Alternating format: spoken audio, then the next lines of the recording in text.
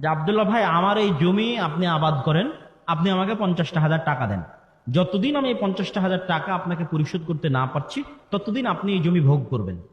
আর ইসলাম এটাকে দেখবে কিভাবে? ইসলাম এটাকে দেখবে, আমি একটু ঘুরিয়ে বলি তাহলে আপনার কাছে ক্লিয়ার হবে। ইসলাম এটাকে দেখবে এইভাবে, ভাই আমার 50,000 টাকা কর্জ দরকার, ঠিক আছে আমি তোমাকে 50,000 টাকা কর্জ দিব, তবে আমার একটু সুদ লাগবে। কি সুদ লাগবে? এই 50,000 টাকা পরিশোধ না করা পর্যন্ত আমি তোমার জমির আবাদ খেতে চাই। এই যে আমি 50,000 টাকা পরিশোধ না করা পর্যন্ত তোমার জমির আবাদ খেতে চাই, এটা 50,000 টাকা লোন দেওয়ার বিনিময়ে আমি সুদ ভক্ষণ করতেছি। আপনারা লেনদেন করতেছেন ঘুরিয়ে, ওটাকে একটু সোজাভাবে দেখেন। আপনারা লেনদেন করতেছেন ঘুরিয়ে, কি ভাই আমার জমি তোমার কাছে থাকলো, আমাকে একটু 50,000 টাকা দাও না, ওইভাবে আপনি করতেছেন। কিন্তু আসলে কি ঘটতেছে? আসলে ঘটতেছে ভাই 50,000 টাকা কর্জ নিব, তাহলে ঠিক আছে আমি তোমাকে 50,000 টাকা কর্জ দিব, কিন্তু আমার সুদ দরকার। সুদটা কি? আমি টাকায় সুদ চাচ্ছি না, আমি সুদ চাচ্ছি জমিতে। এই যে আমি লোনের বিনিময়ে উপকার গ্রহণ করতেছি, এটা সুদ। তাহলে জায়েজ কোনটা? আপনি আপনার জমি ভাড়া দিতে পারেন।